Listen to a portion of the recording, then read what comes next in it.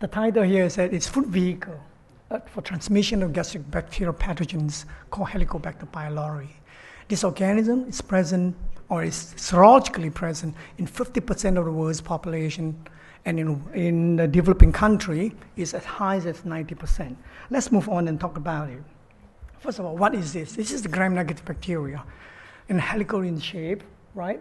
Normally resides just beneath the gastric cells and on the epithelium, on the mucus layer. It doesn't invade into the cells. Well, though it's said to be the spiral shape, but it comes out as sometimes under unfavorable condition, it turns into cocoid form, round form. And the cocoid form doesn't grow on the plate. However, this organism is quite clearly shown to be able to infect, from a study that we had done with 500 patients, I mean dyspeptic patients with children who have got problems. They have antibodies against these cocoid forms as high as 4 times as compared to that of the spiral form. Now, this organism, as I said, it causes gastric ulcers, gastric cancers, and it is a predilection. If it is present in a patient, and later on is found to have gastric cancer or lymphoma, normally this particular organism would have been found in the patient before that. Now, it is said it is associated more to the socioeconomic status, and in this case, developing country has got higher population of this organism. As you can see in the slide there, in the developed countries, approximately about 30%, and Singapore is about 30%. Now, because of the socioeconomic development, it's come down to about 10 to 15% higher. I'm rushing it through. Should I have any feel that you have something to ask me later on, because otherwise Ian's going to catch me. Now, how does this organism transfer? It doesn't grow in the presence of air for more than 2 hours. So if it is in the stomach, it's likely to be coming in through the mouth and then get out. When it's been released into the air within 2 hours, now it will not grow on the plate. Now, many studies have done so. One study has said that it isolated from the feces and from the vomit, but it could not be repeated. And it's in the mouth, in the dental plaque, but it cannot be repeated easily. So, question asked is that, how does it be transmitted? Is it through the endoscope that has been put into one patient, and then from that drawn to another? Nowadays, with our sterilizing methodologies, there's no way, it's unlikely to. Or oral, but with the Asian culture, you don't see so many people kissing around, maybe now, or through chopsticks and so forth, or through gastrooral. I mean, through vomit, it come out, you don't take the vomit. But one study shows that little children in the play school, one little baby vomit, the other puts play on it and put it in the mouth. So how many more studies has it been done? Breastfeeding, you don't put the bugs under the, your mouth can't get in there unless it's from your partner, right? So it's likely to be the fecal oral. But as we said earlier, it does not grow after a long time. So when do you collect the feces? When you collect the sample? When you get into the sewage system, how does it survive? All right, water contamination. So here's a question I'm posing to you folks, right? Use it for washing the food, for drinking, or for recreation, the slides that is covered. So if it's drinking, washing, animal contamination, or so forth, whichever way it is, we'll try to find out and guess back. But we feel that maybe there's another part of it, another type of the morphology of the organism that has been present, and it is becoming more and more important, is this biofilm, right? So what is biofilm? Biofilm is a little known about, is formed by many, many organisms, especially gram-negative bacteria. When Ian was talking, I wanted to ask him, can his laser detection get hold and reach the biofilm, killing the bugs but not killing the host? Here it is. Today there are very few papers. They found it in the water in here where we are. The water you're drinking may be present, but is the organism viable? Question. Is the organism viable? So they form in vitro. It has been said that they also been found in 2 cases, 2 studies in the mucus layer, but it cannot be really distinguished. Is it really the bugs, or is it the biofilm, or is it just an artifact? Okay, electron microscope shown. But if you grow in the lab, you can see that on the top part, as I said, the organism is spiral. You can see the organism spiral, and as it go down and change to coccoid form. But you can see the biofilm that are being formed. These are exopolysaccharides. The polysaccharides of this organism has been defined, and we found that it's mainly mannose, at 1,4 mannose. Using NMR or GCMS, that's beyond the scope of this talk because we have a limited time. Now, what is the role of biofilm? The presence of this biofilm in the form of biofilm possibly adds to the survival of this organism in an extra-gastric environment. Possibly, I raise the question. So we put in vitro study. This is the way we do the biofilm study, and this is the way you assess the presence of the biofilm, the quantitation of biofilm using crystal violet staining. You can see that as it goes on, using one specific organism, this is the test, this is the standard strain, type strain, you can see that the biofilm increases. Now we use different strains. These are all well-established strains. SS1 is an animal adapted strain. 26695 is the first strain that has been actually sequenced. And NCTC is 11637 is the first one that has been isolated by the gentleman called Barry Marshall, who won the Nobel Prize in 2005. And he drank it so that he drank a glass of the organism to show Koch postulate, right? For that, he won this Nobel Prize. But he said to me, he said, possibly somebody put into my beer and let me drink it. Well, we do it, we follow the organism. This particular is just an example, 4 days, 14 days, 2 weeks, 4 weeks. You see the organisms are still viable, the spiral form are still present, the coccoid form are still there, and the biofilms are being formed.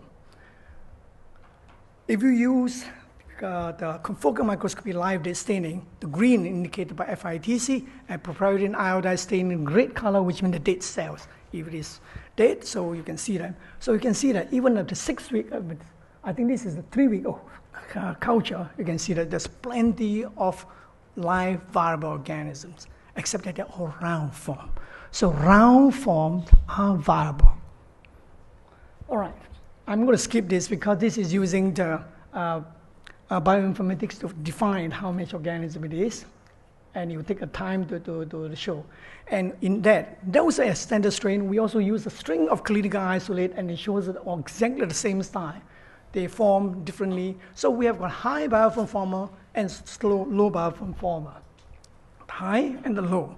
And it's shown that those high biofilm formers were actually isolated from patients with more severe gastroduodenal diseases, like gastric ulcer, peptic ulcer, or gastric cancer, whereas the others are isolated from patients with active chronic gastritis.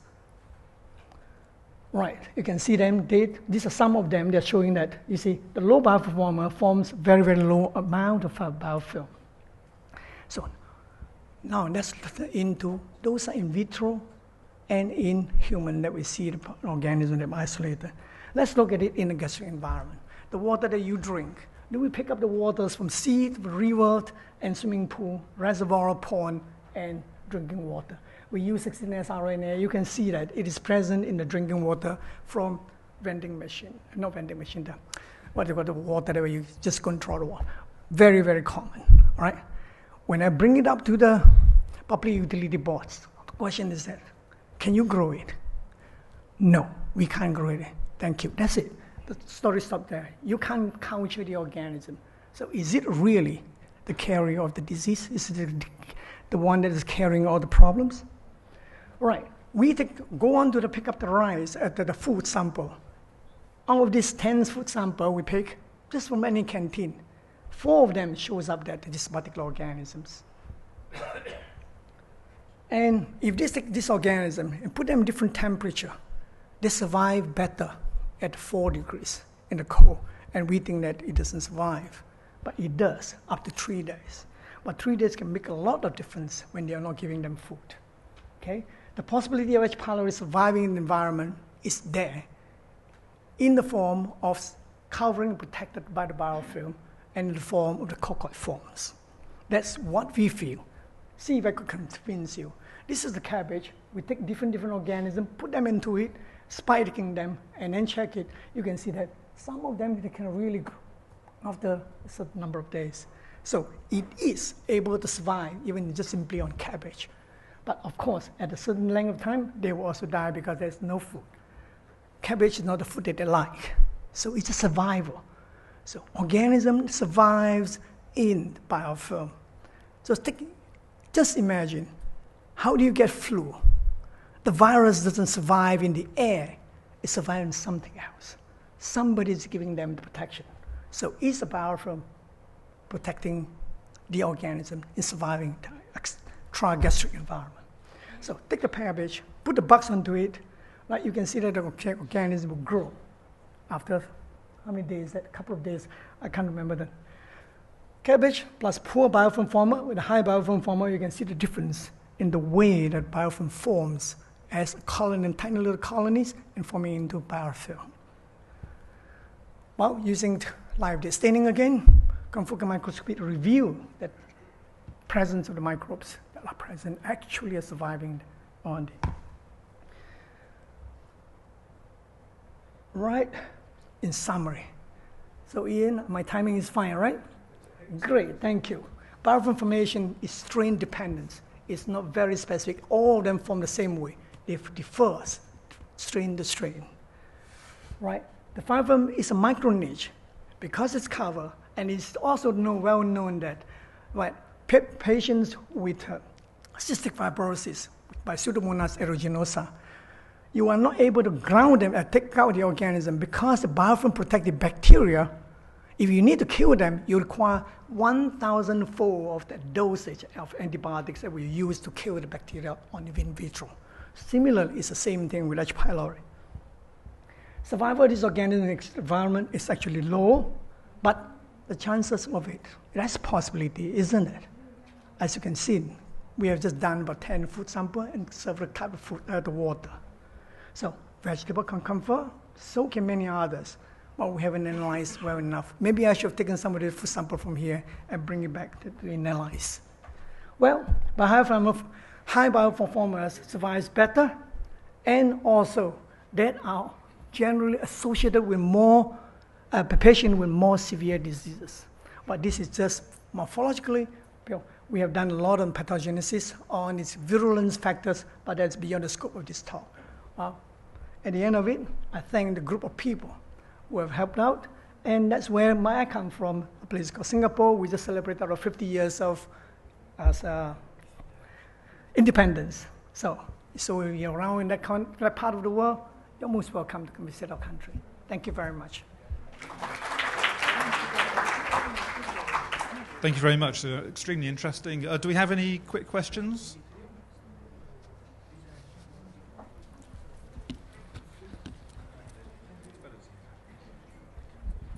Hi, I was wondering what kind of environmental conditions might induce the biofilm formation, if it's in response to low pH or nutrients? Outside, it's unfavorable conditions, pH can induce. The bacteria actually does not survive at the acidic pH in our stomach. It does not. It survives in the more neutral pH. It doesn't grow below pH 5.5 nor above 8, right? But it can survive the assimilia. If you put it into the assimilia, it can survive for 2 hours because it has got very powerful the flagella, which covered by the sheath. And it runs in it within 2 hours. It gets onto epithelial cell, but it doesn't invade into it. So inside the body, acid could have just induced it. So that is why many patients who have got severe gastric diseases normally show up the symptoms at the later part of age. But when they would have got it when they were very young.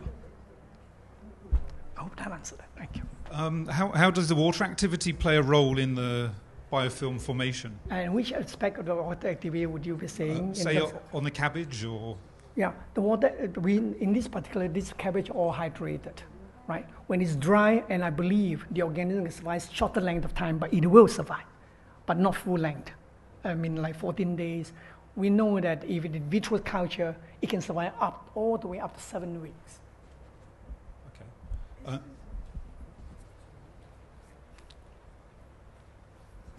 Please, I would like to know the difference between this microfilm and spore we have bacteria that has spore formers.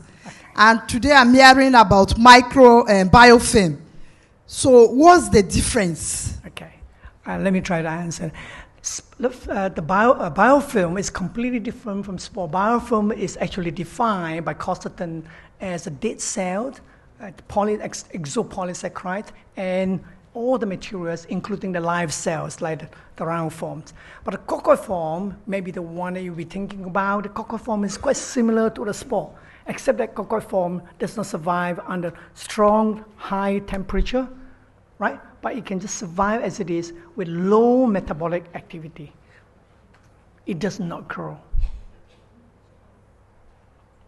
Thank you. Okay, another question. Okay. There's a reason I'm allowing this. Yeah, thank you.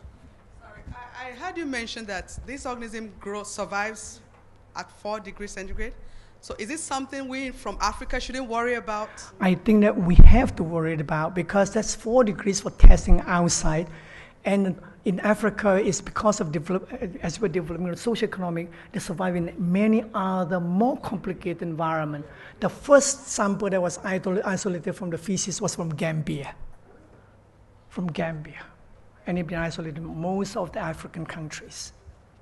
Could you perhaps tell us what the symptoms are of this infection? Yeah, the symptoms are usually dyspeptic, burp, discomfort at the ability in the stomach, and high acidity, right? And if it is not get rid of, you can just move up and go up to the throat, and you get the more the esophageal problem, what we call the gastroesophageal reflux. This is the reflux disease.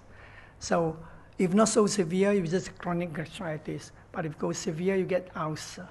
And going past that, you know what it is like. You'll end up with, and the prognosis for gastric cancer is extremely poor. About 30% if you come to stage 4.